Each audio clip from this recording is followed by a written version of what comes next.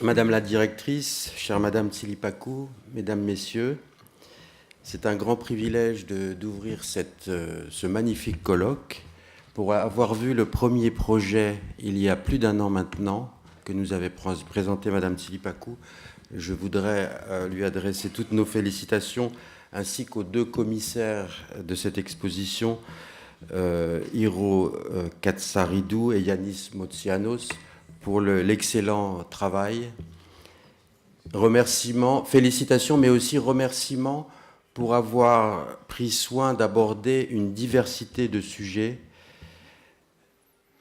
L'aspect culturel, qui est important, qui est parfois méconnu, du Front d'Orient à Thessalonique, pendant 4 ans, les Français, les Britanniques notamment, principalement, ont aussi, à côté de la guerre tragique, œuvré dans les domaines culturels, la peinture, les caricatures, le dessin, la musique et aussi la poésie.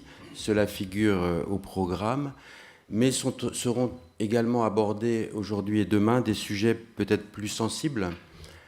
La difficile intégration des soldats des armées d'Orient à Thessalonique, le choc culturel entre les habitants et les soldats, parfois quelques non-dits qu'il est utile de rappeler avec des paroles d'experts que vous êtes. Il y a aussi la brutalité de l'histoire pour les habitants de Grèce du Nord et de Thessalonique, après les guerres balkaniques, le schisme national dont parlera en premier M. Morelos. Qu'était le Front d'Orient? Pourquoi est-il méconnu? Peut-être aussi parce qu'il y a eu un trop-plein d'histoire à ce moment, au début du XXe siècle, et les livres d'histoire ne reflètent pas totalement ou fidèlement ou au titre qu'elle devrait cette histoire. C'est aussi vrai en France d'ailleurs, on parle plus des fronts en France que du Front d'Orient.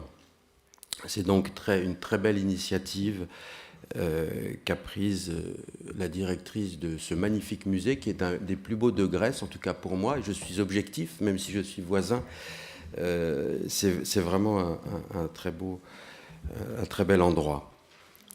Cette exposition dont vous a parlé Madame Tsilipakou et ce colloque aujourd'hui s'inscrivent dans une série d'événements qui ont commencé il y a plusieurs mois. Il y aura d'autres événements, notamment la Fondation Telloglione qui organise une exposition de peinture, le Front d'Orient peint Thessalonique, avec Madame Voutira, qui n'est peut-être pas là encore, mais qui interviendra au cours de ce colloque, auquel nous participons également. Et pour ce qui nous concerne, comme me le disait M. Morelos au début de ce colloque, il était temps que le Front d'Orient soit mieux connu. Pour ce qui nous concerne, nous avons également prévu une série d'événements. Tout d'abord, ce soir, à l'Institut français, un grand concert auquel vous êtes invités à 19h30, qui est une création originale d'un compositeur et chef d'orchestre français qui s'appelle Philippe Forget, qui viendra présenter son œuvre qui s'intitule « Thessalonique, la paix retrouvée ». Il a composé la musique et les textes à partir des courriers, des correspondances, des journaux intimes des soldats français du Front d'Orient. Il a été très ému par sa première visite il y a 1 an et demi au cimetière de Zeitenlik. Donc il a composé cette œuvre en l'honneur et pour rendre hommage à ses soldats. Demain matin, à partir de 11h, il y aura les cérémonies habituelles, mais il s'agit cette année du centenaire au cimetière de Zeitenlik, auprès de chacun des monuments aux morts alliés, serbes, italiens, russes, britanniques, français et grecs également.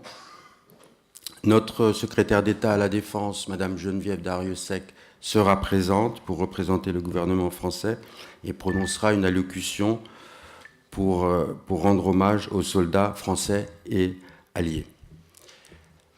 Je vous souhaite un excellent colloque et je vous remercie.